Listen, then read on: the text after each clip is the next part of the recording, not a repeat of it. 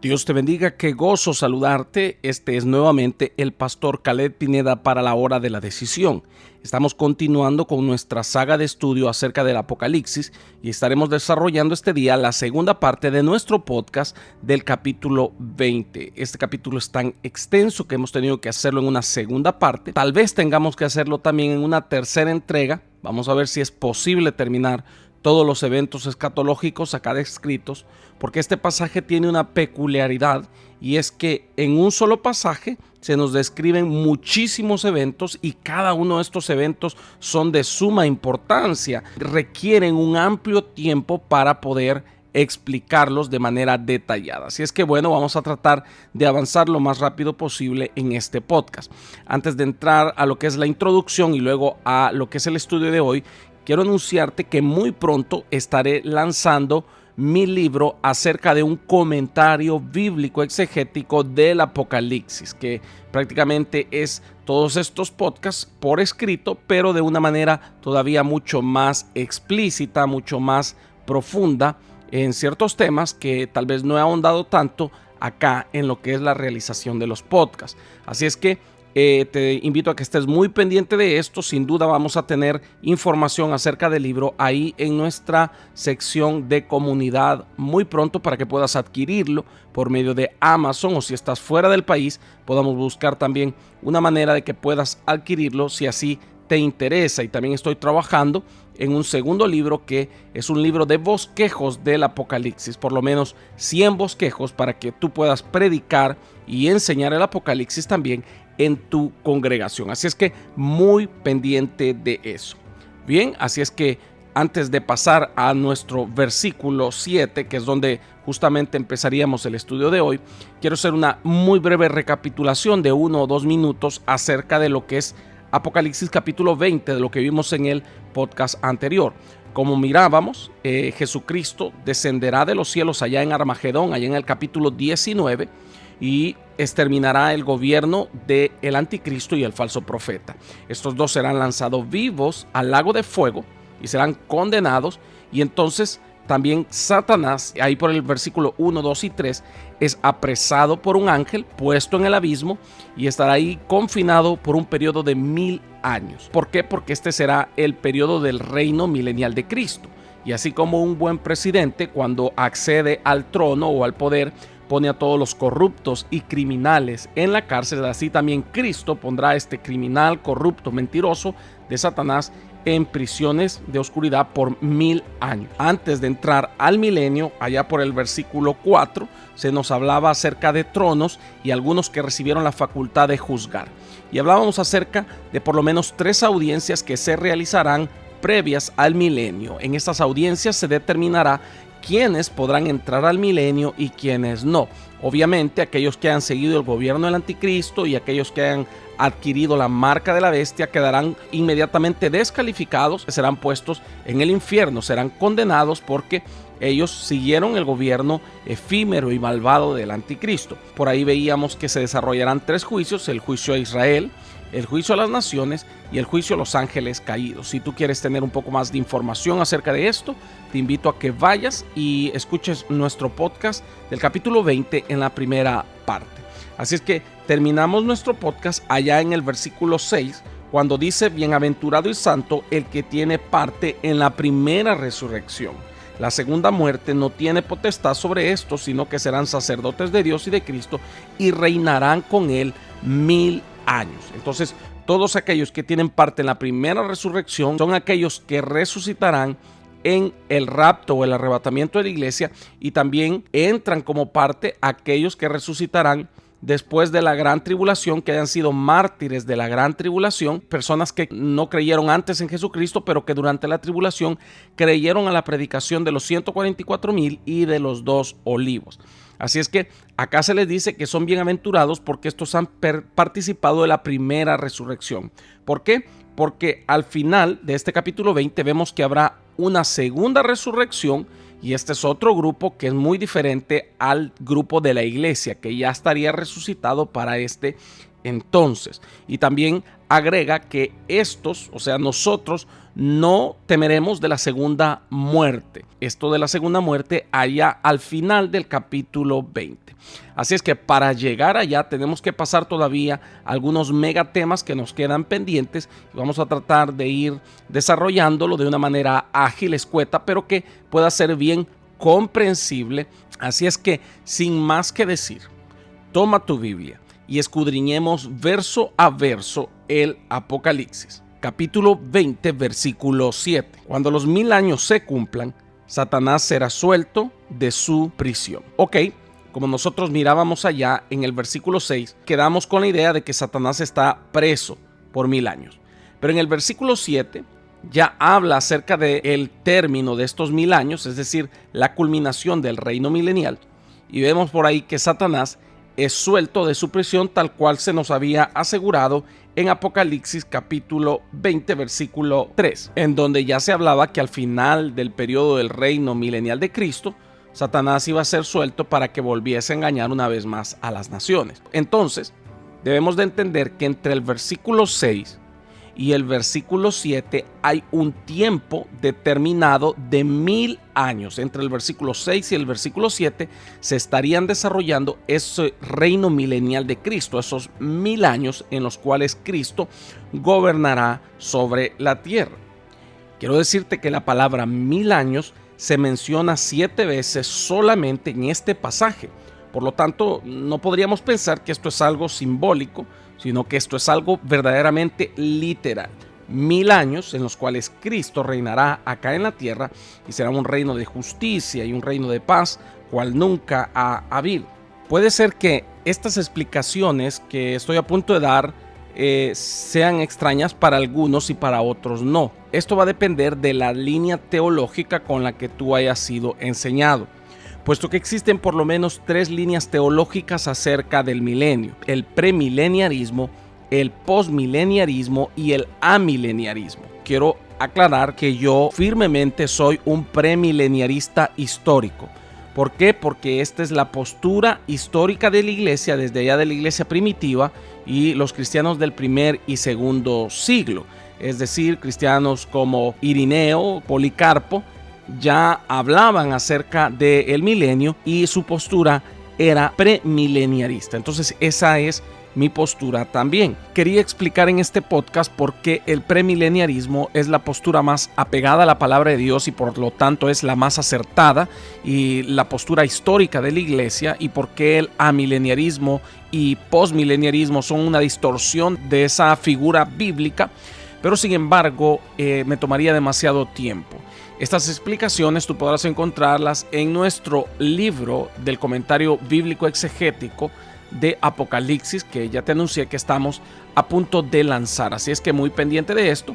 Así es que nada más voy a explicar lo que es el premileniarismo, la postura histórica, la postura clásica de la iglesia, la postura bíblica, y en base a ella pues haremos el análisis y la interpretación de lo que resta de este capítulo 20 de Apocalipsis y con respecto al milenio. Algo que sí quisiera mencionar es que el amileniarismo mira el capítulo 20 de Apocalipsis como meramente simbólico en su totalidad, lo cual es falso. Si bien Apocalipsis 20 y todo Apocalipsis cuenta con algunos simbolismos, no podemos asegurar que todo el pasaje sea simbólico, porque él mismo sugiere no serlo. Describe sucesos de manera clara y comprensible como literales, y también otros pasajes del Antiguo Testamento describen los mismos sucesos, siempre orientados a que son sucesos que acontecerán literalmente y no es algo meramente simbólico. No hay por qué pensar que aquí se convertirían en simbólicos cuando en el Antiguo Testamento se presentan como hechos literales. Ahora, ¿qué establece entonces el premileniarismo? Creemos en la palabra de Dios, en lo que dice la palabra. La palabra dice que Cristo arrebatará a su pueblo, la iglesia, y que luego de esto acontecerá la gran tribulación. Creemos que después de la gran tribulación, Cristo regresará junto a su iglesia en su segunda venida, y que su segunda venida pondrá fin a la gran tribulación y al gobierno del anticristo, tal cual como se nos describe en Apocalipsis. Creemos que Cristo Posteriormente a esto reinará durante 1000 años sobre la tierra antes del cumplimiento de su propósito del cielo nuevo y la tierra nueva venidera. Todo esto está en armonía con el orden planteado en el libro de Apocalipsis y las palabras de Cristo y los apóstoles y profetas. Esta interpretación asume, en contraste al amileniarismo y al postmileniarismo, que los eventos descritos en Apocalipsis capítulo 19 y 20 son cronológicamente sucesivos y que, si bien es cierto, pueden usar algunos simbolismos, no quiere decir que todo su contenido sea simbólico, sino que buena parte de lo descrito acá y los acontecimientos como tales son acontecimientos literales que han de suceder, que están revestidos de simbolismos en ciertas partes para poder ampliar nuestra cosmovisión acerca de ciertos detalles que se nos están revelados. Ahora, teniendo esta postura histórica de la Iglesia clara sobre el premileniarismo, podemos entrar de lleno a nuestro estudio sobre el milenio. Como veíamos, entre el versículo 6 y 7 se estaría desarrollando este periodo de 1000 años. Ahora mencionaré algunos aspectos del milenio para no dejar un vacío escatológico en la explicación, aunque realmente el pasaje no nos da mayores detalles del reino milenial. Sin embargo, todo el Antiguo Testamento nos habla acerca de este reino milenial de Cristo en la tierra. Pues recordemos que Apocalipsis lo que está haciendo es tomando todas esas profecías del Antiguo Testamento que fueron dados en un orden no necesariamente cronológico, y ahora el Señor Jesucristo, en su revelación del Apocalipsis, trae todas estas profecías del Antiguo Testamento y nos las ordena en un orden cronológico y consecuente de cómo acontecerán cada uno de estos sucesos. A esto se le llama la revelación progresiva de Dios. Por eso es que Apocalipsis no ahonda mucho en detalles acerca del milenio, porque eso ya está suficientemente explicado allá en los profetas. Entonces, ¿qué es el milenio? Bueno, ¿quién mejor para contestar esta pregunta que nuestro Señor Jesucristo, que será ese Rey majestuoso con su reino sempiterno gobernando la tierra por este periodo de 1000 años? En Mateo 19:28, Jesucristo llama al milenio la regeneración. Dice, Jesús les dijo: de cierto os digo que en la regeneración, cuando el Hijo del Hombre se siente en el trono de su gloria, vosotros que me habéis seguido también os sentaréis sobre 12 tronos para juzgar a las 12 tribus de Israel. Entonces Cristo le llama al milenio la regeneración, porque efectivamente eso es lo que habrá, una regeneración de la tierra a su estado original como era allá en Huerto del Edén antes del pecado. Y también la palabra de Dios le llama la restauración de todas las cosas allá en Hechos 3:21. En ambos casos se hace referencia al estado actual de la tierra y de toda la creación y su estado postrero en el milenio, ya con una restauración, claro. Si recordamos, Dios no creó al hombre con un estado caído, y al mundo y a los animales y a la vegetación tampoco los creó en ese estado. Todos los recursos naturales fueron creados, y aún el hombre mismo fueron creados en un estado perfecto, en un estado de inocencia, en un estado bueno. Esto según Génesis capítulo 1 versículo 31, que dice: y vio Dios que era bueno en gran manera. Es decir, todo fue creado de manera perfecta. Sin embargo, cuando el hombre peca allá en el huerto del Edén por su rebelión, introduce al mundo al pecado, la enfermedad y la muerte. Y esto se transmite a toda la raza humana. Y a su vez, estos tres nefastos intrusos, el pecado, la enfermedad y la muerte, pusieron bajo maldición no solamente a la raza humana, sino también a los animales, a la naturaleza, al medio ambiente, bueno, en fin, sujetó bajo maldición a toda la creación. Esto según Génesis capítulo 3, versículos 18 y 19. Acá vemos una sentencia que trae una consecuencia directa sobre el hombre y sobre la creación. La creación produciría espinos y cardos, es decir, se alteró todo el orden de la creación de Dios. Los animales se volvieron jauríos, la naturaleza empezó a sufrir cambios adversos hacia el hombre, y el hombre tenía como destino la muerte, volver al polvo, porque de él fue tomado. Todo esto a consecuencia del pecado de Adán y Eva. También en Romanos 8:22 nos habla acerca de esto cuando dice: porque sabemos que toda la creación gime a una y a una está con dolores de parto hasta ahora.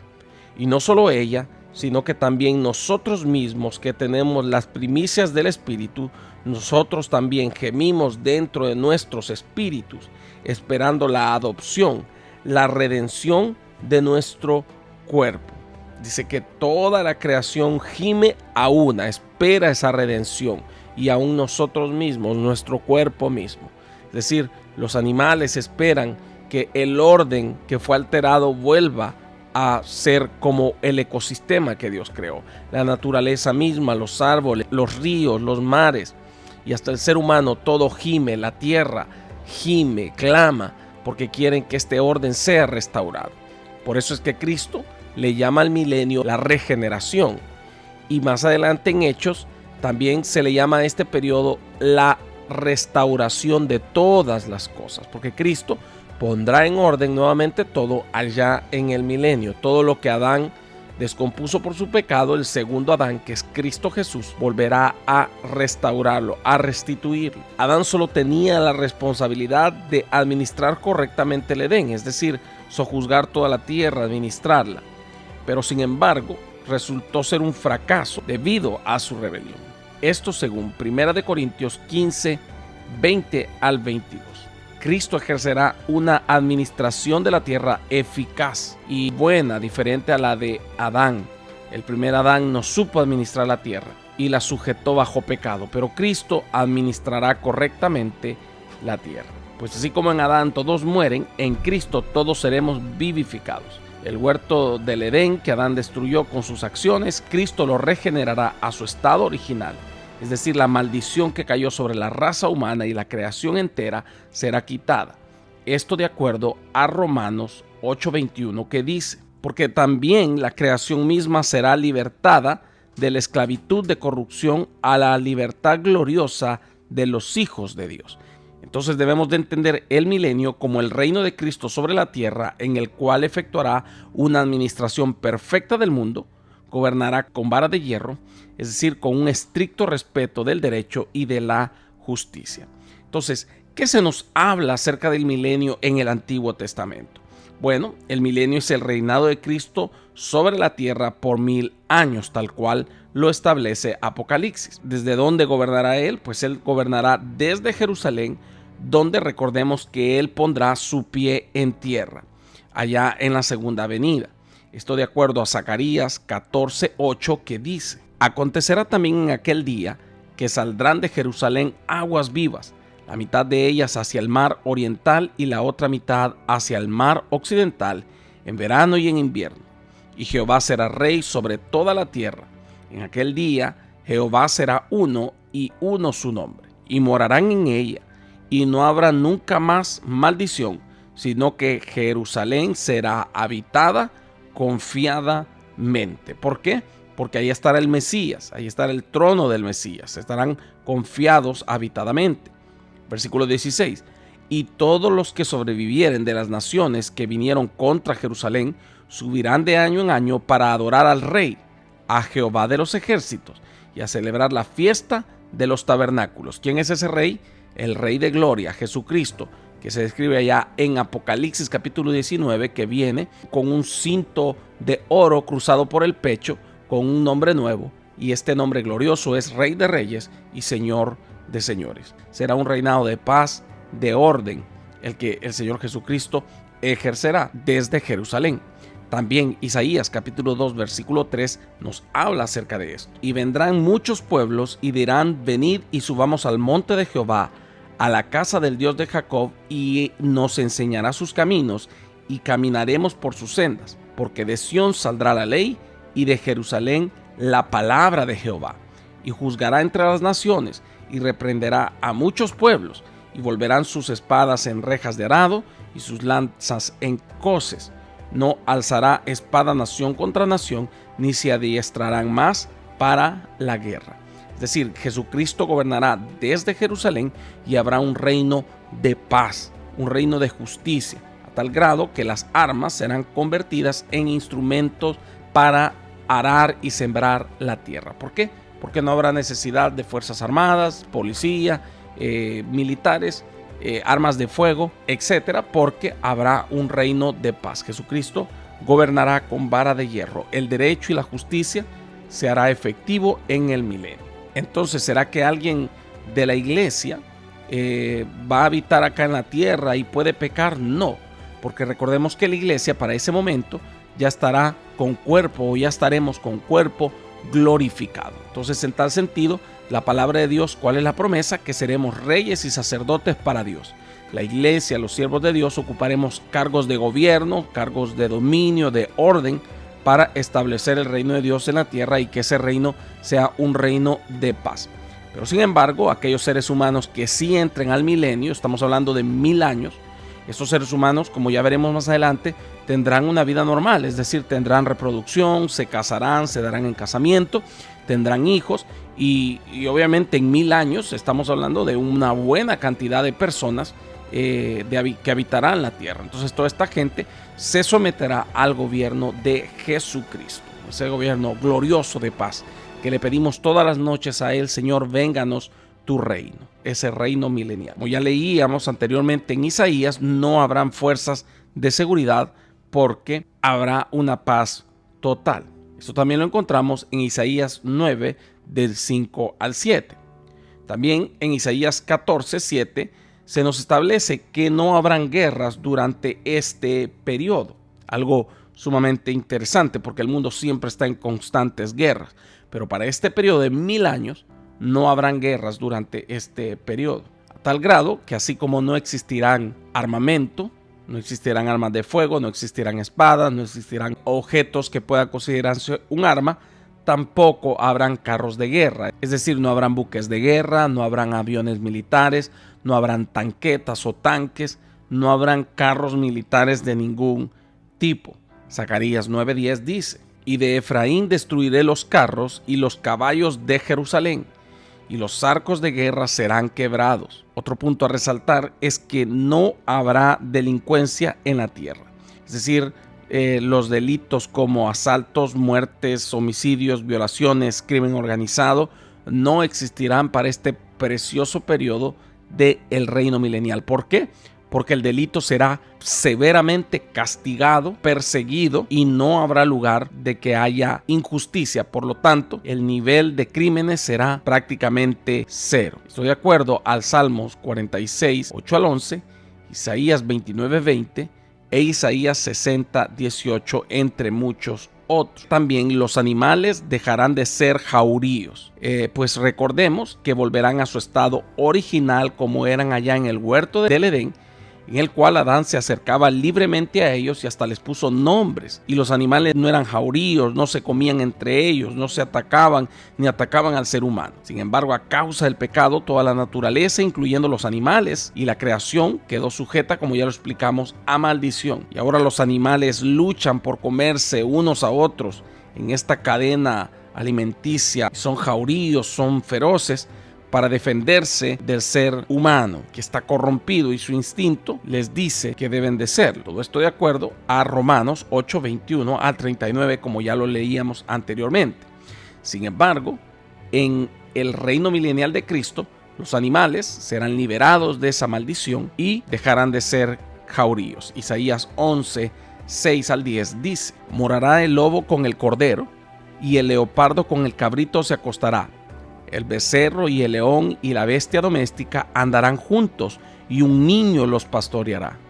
La vaca y la osa pastarán, sus crías se echarán juntas, y el león como el buey comerá paja. Es decir, que los animales ya dejarán de ser carnívoros y volverán a ser muy probablemente herbívoros o vegetarianos. Y el niño de pecho jugará sobre la cueva del áspid, y el recién destetado extenderá su mano sobre la caverna de la víbora. No harán mal ni daño en todo mi santo monte, porque la tierra será llena del conocimiento de Jehová, como las aguas cubren el mar. Acontecerá en aquel tiempo que la raíz de Isaí, la cual estará puesta por pendón a los pueblos, será buscada por las gentes, y su habitación será gloriosa. Aleluya, qué periodo más maravilloso. También la tierra nuevamente será fructífera por todos lados, es decir, que todas las zonas áridas, secas y los desiertos serán reverdecidos nuevamente y volverán a ser fértiles. Ya no habrán ya desiertos, no habrán zonas áridas, no habrán zonas estériles, sino que la tierra será fructífera. Isaías 30:23 dice: entonces dará el Señor lluvia a tu sementera, cuando siembres la tierra, y dará pan del fruto de la tierra, y será abundante y pingüe. Tus ganados en aquel tiempo serán apacentados en espaciosas hedesas. Tus bueyes y tus asnos que labran la tierra comerán grano limpio, aventado con pala y criba. Y la luz de la luna serán como la luz del sol, y la luz del sol 7 veces mayor, como la luz de 7 días, el día que vendare Jehová la herida de su pueblo, y curare la llaga que él causó. ¿Cuál es la herida del pueblo y la llaga que él causó? La gran tribulación. Pero él curará esa herida, esa llaga, ¿cuándo? En el milenio. Como cuando el pastor tenía que herir a la oveja rebelde, tenía que quebrarle la pierna para que esta oveja se encarrilara con las demás ovejas. Pero luego venía, la tomaba y vendaba su herida, vendaba su pierna, y entonces ya la ovejita se encarrilaba nuevamente. Por eso dice: el día que vendare Jehová la herida que él causó. ¿Por qué? Porque el Señor herirá al pueblo de Israel allá en la gran tribulación para meterlos en ese crisolito espiritual, en ese proceso que los haga reconocer por fin el error en el que están y acepten al Mesías y acepten entrar en los nuevos vínculos del nuevo pacto. También Sofonías capítulo 3 versículo 9 establece que las personas volverán a hablar nuevamente con pureza de labios, es decir, ya no habrán malas palabras, palabras groseras, antisonantes, malas expresiones vulgares. También el promedio de vida se aumentará significativamente y serán largos, al igual que los antidiluvianos, que como Matusalén vivió 969 años. Pues la palabra de Dios dice en Isaías 65:20 que el que muera de 100 años se considerará que murió niño o jovencito. Es decir, las personas volverán a ser longevas, vivirán varios siglos. También las personas vivirán confiadamente, sin que nadie les robe el fruto de su trabajo, ya sea el ladrón o ya sea el gobierno que roba a las personas y les quita grandes cantidades de dinero por sus impuestos. Pues acá las personas podrán trabajar sin miedo de que nadie les venga a robar su sustento. Ahí también en Isaías capítulo 65 versículo 21, aquí también establece que las personas tendrán reproducción, porque dice que no darán a luz para maldición y sus descendientes estarán juntamente benditos con ellos. Es decir, que aquellas personas que entren al milenio van a todavía poder casarse, darse en casamiento, hombre con mujer obviamente, y tener reproducción, y van a nacer niños en este periodo maravilloso del milenio. Pero ya no van a nacer bajo maldición, serán hijos e hijas de bendición. Algo muy interesante también es que no habrá pobreza en el milenio. Esto según Joel 2, 26 y 27. También la enfermedad no vendrá, y si en un dado caso viene, las personas serán sanadas. Esto de acuerdo a Isaías 33:24. Ahora, ¿cómo serán sanos? Pues la palabra de Dios establece ahí en Apocalipsis capítulo 22, versículo 2, que las hojas del árbol de la vida serán para la sanidad de las naciones. ¿Cuándo? En este periodo del milenio. También Isaías 29:18 establece que no habrán ya más ahí deformidades físicas, es decir, que a causa del pecado y la muerte y el estado caído del hombre, muchos niños lamentablemente nacen con deformidades físicas. Acá en el milenio esto ya no existirá más, porque ya no existirá esa maldición del pecado sobre el ser humano. Estoy de acuerdo a Isaías capítulo 29 versículo 18. Algo muy importante es que también no existirá la idolatría en aquel tiempo, es decir, no habrán sectas, no habrán religiones, sino que será todo adoración al único Dios verdadero, a Jesucristo, a la Trinidad preciosa, el Padre, el Hijo y el Espíritu Santo. Estoy de acuerdo a Isaías 2:18, y algo también que llama muchísimo la atención es que muy probablemente toda la tierra volverá a hablar un solo idioma, porque recordemos que los idiomas proceden de aquella confusión de lenguas que se dio en Babel a causa de la obstinación y la rebeldía humana. Esto según Sofonías 3:9. Todo lo que hemos mencionado acá son apenas algunas de las cientos de profecías que hay en todo el Antiguo Testamento sobre el milenio. Y también en el Nuevo Testamento podemos encontrar estas muchas profecías acerca de este periodo glorioso de Cristo reinando sobre la tierra, desde Jerusalén, reinando con vara de hierro, estableciendo orden, justicia perdurable, verdadera, quitando toda maldición del mundo, de la creación, del ser humano, de los animales, de todo, y estableciendo ese reino de paz. Aleluya. Una vez dicho todo esto, podemos entrar ya al siguiente acontecimiento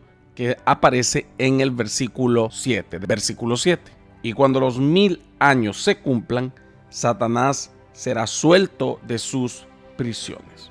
Una vez que los 1000 años se cumplan, es decir, que terminen, Satanás será otra vez suelto, como lo dice el versículo. Ahora, habría que preguntarnos ¿por qué? Primero, hay que entender que no podemos pretender saberlo todo. Como la misma palabra de Dios dice, hay secretos que le están reservados solamente a Dios. Es decir, Él no nos lo ha revelado. Querer dar una explicación exhaustiva de esto podría acarrear una mala interpretación o podríamos caer en una especulación. Pero podemos llegar a entender algunas conclusiones del por qué Dios permitirá que Satanás sea suelto. Primero, debemos de entender que Satanás es un reo ya juzgado y también un reo condenado.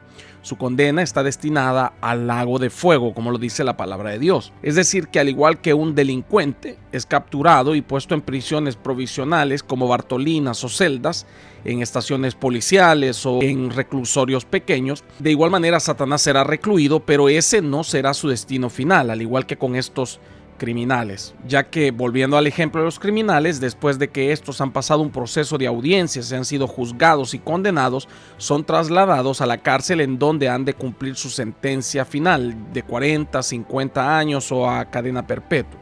Así también Satanás no puede ser dejado en el abismo para siempre, pues como mirábamos anteriormente en el podcast primero de este capítulo 20, este encierro del abismo es algo meramente provisional, es una especie de Bartolina, una celda momentánea, es una especie de restricción, pero que no es su condena final, puesto que Satanás deberá de ser puesto en cadena perpetua, en una cárcel llamada Lago de Fuego por los siglos de los siglos, y ahí estará siendo atormentado por toda la eternidad. Y de hecho, si Dios dejara a Satanás en el abismo para siempre, sería hasta cierto punto injusto, porque no sería una condena proporcional a los grandes males y delitos tan graves cometidos por Satanás desde allá del huerto del Edén, que está y ha estado engañando al ser humano, y a causa de ese pecado entró la enfermedad, entró la muerte, y millones de seres humanos han ido a condenación. Entonces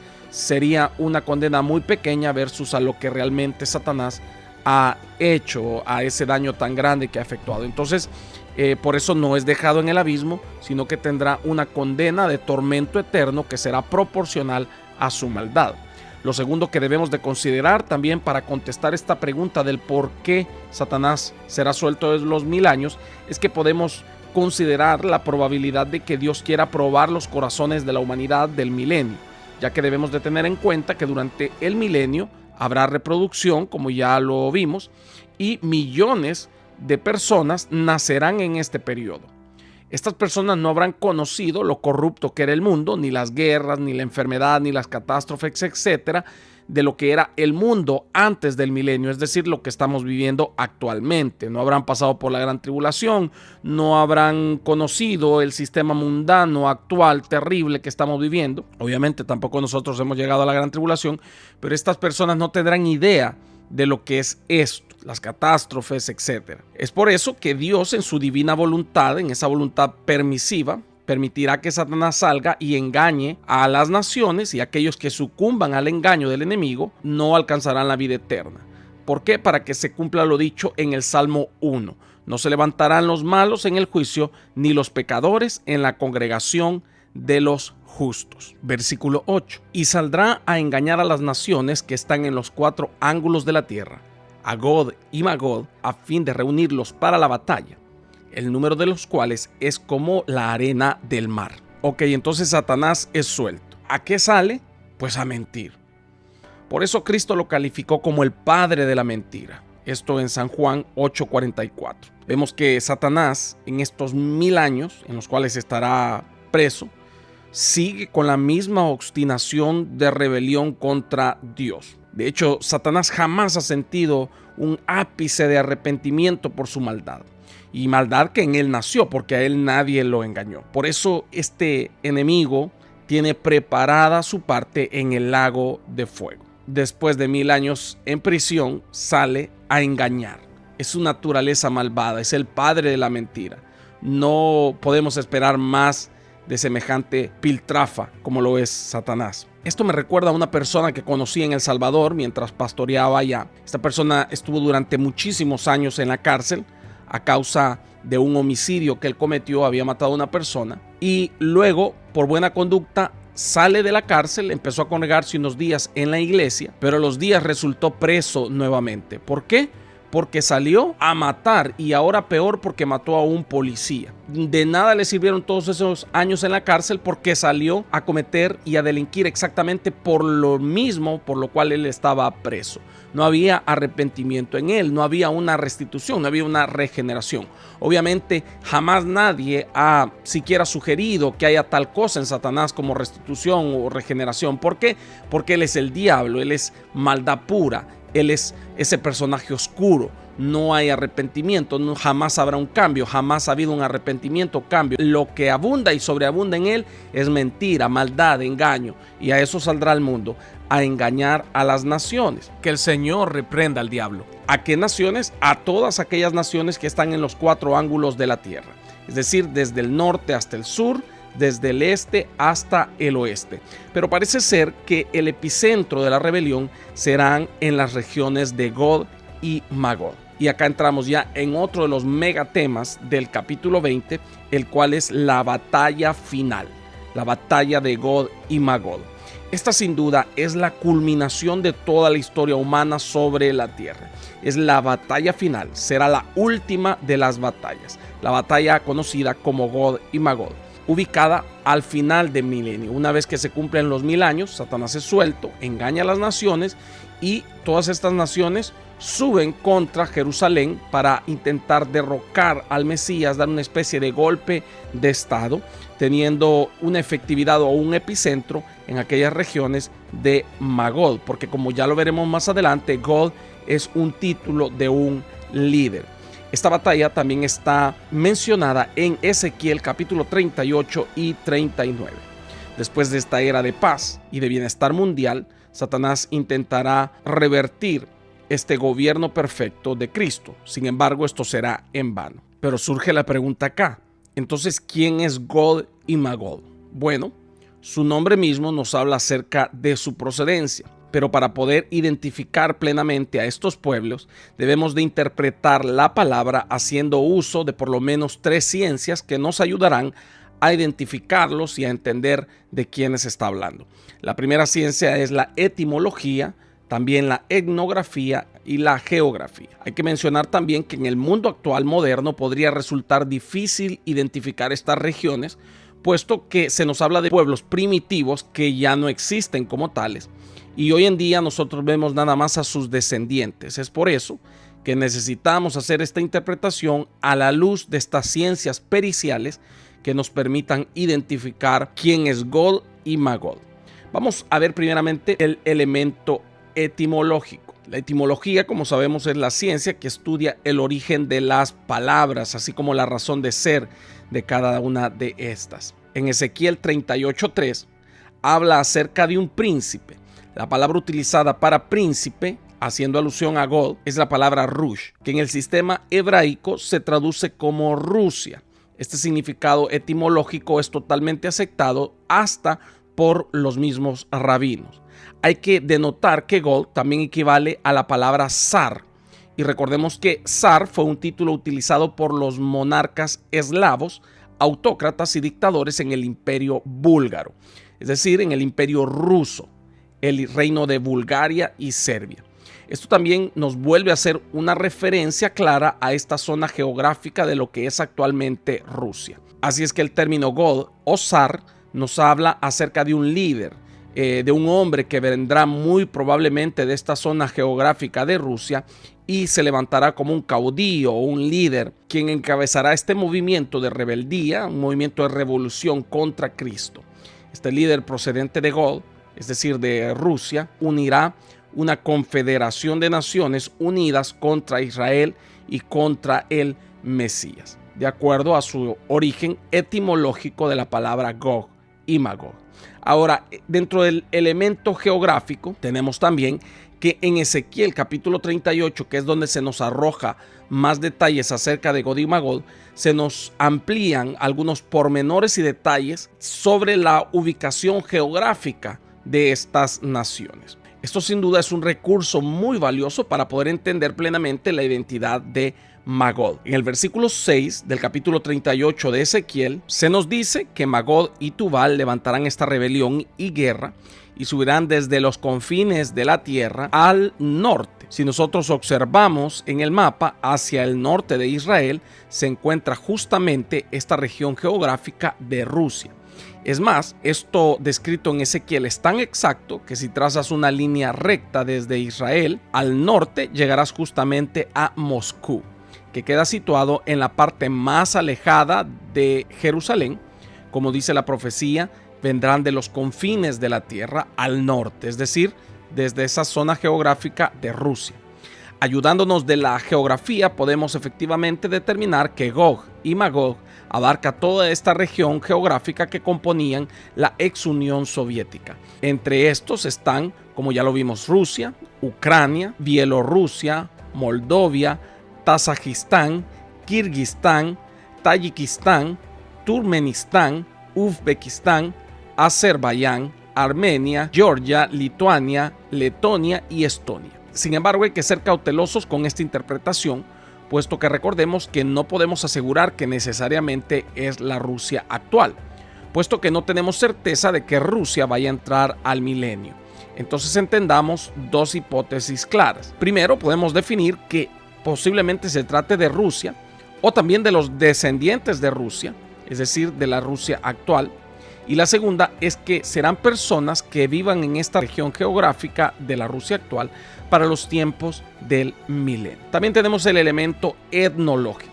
Como sabemos, la etnología es la ciencia que se encarga de estudiar los orígenes primitivos de cada una de las naciones modernas, es decir, de quienes son descendientes. Y ya que las referencias en el Antiguo Testamento nos arrojan luz acerca de estos pueblos que componen esta región de Gog y Magog, podemos saber cuáles son estos países actualmente. Los habitantes de Magog son todos aquellos que sabemos que descienden o se relacionan directamente con los pueblos escitas. Uno de los historiadores más importantes de la antigüedad, como lo es Flavio Josefo, nos arroja luz acerca de esto. Josefo dice: Magog fundó aquellos de que él fueron llamados magogitas, pero que los griegos llamaron escitas. Los escitas originales eran escitas occidentales de la estepa póntica Caspia en el norte del Cáucaso en el sur de Rusia. También el etnónimo escita ha sido usado para referirse a estos pueblos de costumbres similares que ocuparon las regiones de Rusia, Ucrania y Asia Central, conocido durante largo tiempo como escita. También cabe mencionar que esta zona de Asia Central compone lo que ya hablamos de la ex Unión Soviética. En tal sentido, no cabe duda que Gog y Magog, etnológicamente hablando, nos están hablando de esta zona geográfica de la zona central de Asia y Rusia. Y como lo digo, algunos extienden también esto a China. Después de que estas tres ciencias nos ratifiquen la identidad de Gog y Magog, no hay duda de que se trata de estos países. Y como bien lo mencionábamos anteriormente, Gog posiblemente será ese líder que encabezará esta rebelión. Algunos teólogos actuales, como el doctor Armando Alducín, han sugerido de que Gog es una especie de anticristo que resurgirá para después del milenio. De hecho, él contestó una pregunta, pues tuve la oportunidad de estar con él hace algunas semanas atrás en un Congreso Mundial de Pastores y en referencia a este podcast le pregunté acerca de su opinión de Gog y Magog y esa fue su respuesta, que era un resurgimiento del anticristo. Sin embargo, no comparto de todo esta respuesta porque recordemos que allá en Apocalipsis 19 se nos expresa claramente que el anticristo es lanzado directamente al lago de fuego. Puede estar hablando del hombre como tal y también del espíritu del anticristo. Entonces, por eso, aunque respeto su manera de pensar, no la comparto del todo. No obstante a esto, siento una gran admiración y respeto por nuestro hermano. Pero, volviendo al punto central, Gog sería ese líder que encabezaría esta rebelión y Magog nos habla de esta área geográfica de Rusia y Asia Central. Versículo 9. Y subieron sobre la anchura de la tierra y rodearon el campamento de los santos y la ciudad amada. Y de Dios descendió fuego del cielo y los consumió. Dice la palabra acá que subieron sobre la anchura de la tierra. Muy probablemente el apóstol Juan tiene una vista de 360 grados donde está mostrándosele todos estos ejércitos subiendo sobre la anchura o curvatura de la tierra.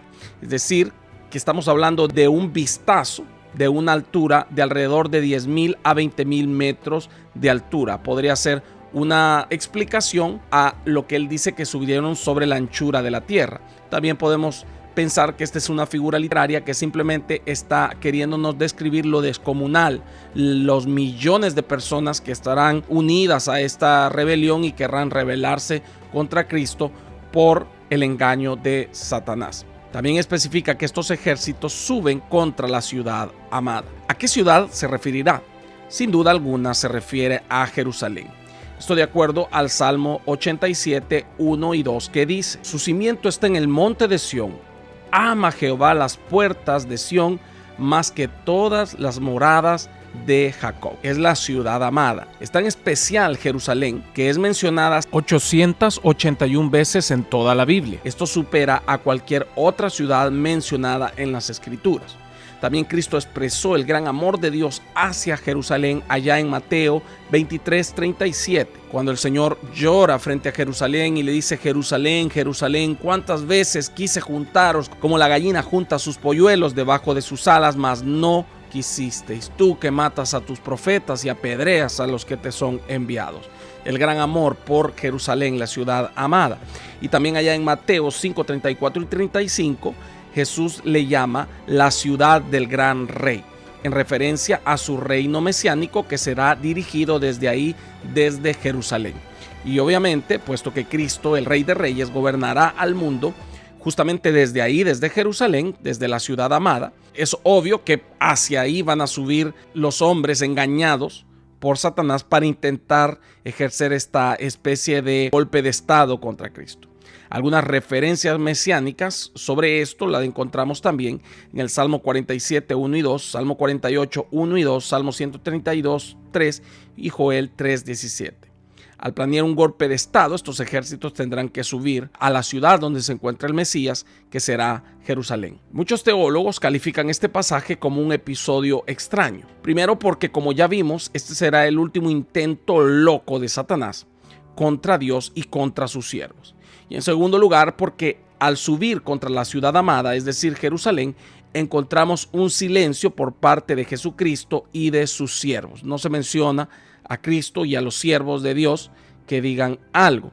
Esto podría indicar que este fallido intento de rebelión no podrá robar la paz del reino milenial. Pero como bien lo dice Scott, caminarán hacia su propia fosa de muerte, pues un juicio aplastante de Dios vendrá sobre ellos. Es decir, será el último intento fallido de Satanás. Dios derramará fuego desde los cielos contra estos rebeldes apóstatas. Este juicio es inquietantemente similar al juicio de la rebelde Sodoma y Gomorra, donde también descendió fuego de los cielos. Sin duda, para la rebeldía solamente está reservado el fuego. Versículo 10. Y el diablo que los engañaba fue lanzado en el lago de fuego y azufre, donde estaba la bestia y el falso profeta, y serán atormentados día y noche por los siglos de los siglos. Sin lugar a duda, este es uno de los versículos claves de la palabra de Dios, pues en él se nos presenta la condenación de Satanás. Él es un enemigo ya derrotado. Sin embargo, desde su campo de acción todavía sigue haciendo daño al mundo y mantiene una guerra acérrima contra nosotros, los siervos de Dios. Pero este versículo nos da esperanza al recordarnos que este adversario, que es el diablo, ha sido ya derrotado, que su condena está en firme y a su tiempo recibirá la retribución debida a su locura, a su extravío. Será condenado y será atormentado por los siglos de los siglos. El mismo Satanás lo sabe. Por eso en su maldad y en su egoísmo quiere arrastrar con él a todos los seres humanos posibles. Por eso tenemos la misión de predicar el evangelio para que todas estas almas que Satanás intenta arrastrar sean arrebatadas de su poder y alcancen la vida eterna en Cristo Jesús. El versículo viene a recordarnos que para este momento, en el lago de fuego, ya estará el anticristo y el falso profeta desde hace 1000 años antes. Pues recordemos que estos fueron condenados allá en la segunda venida de Cristo cuando descendió en la guerra de Armagedón. Esto lo vemos allá en el capítulo 19 de Apocalipsis. Y como vimos, esto acontecerá después de la gran tribulación que todavía obviamente no ha venido sobre el mundo. A partir del versículo 11 estaríamos entrando al último megatema del capítulo 20, el cual es el gran juicio del trono blanco, también conocido como el juicio final. Sin embargo, por hoy se nos ha terminado el tiempo, pues este podcast no queremos que sea demasiado extenso, así que tendremos que hacer una tercera entrega del capítulo 20 de Apocalipsis, pues como has visto, tiene tantos temas amplios de tocar que no podemos hacerlo en una sola entrega porque resultaría en un podcast de 2-3 horas y no queremos tampoco eso. Sin embargo, yo te espero en nuestra próxima edición de La Hora de la Decisión, donde estaremos abordando el último podcast del capítulo 20 y ya solo estarían quedando 2 capítulos para terminar este libro maravilloso del Apocalipsis, las revelaciones de nuestro Señor Jesucristo a nosotros, su iglesia. Y yo te invito que si tú todavía no eres cristiano, hoy puedas recibir a Jesucristo en tu corazón. Él quiere salvarte, Él quiere librarte de esa condenación eterna. Deja que Satanás y sus malignos se vayan a esa condenación y escapa por tu vida. Ven ahora a Jesús. Él tiene un plan maravilloso para tu vida. Él te ama y quiere cambiar tu destino eterno. Él te promete vida y vida en abundancia. Al final de este podcast estará apareciendo la oración del pecador. Si tú lo oras con fe, el Señor entrará a tu corazón y salvará tu alma. Y te espero en nuestra próxima edición de La Hora de la Decisión. Este fue tu hermano y amigo, el pastor Caled Pineda. Dios te bendiga. Un abrazo.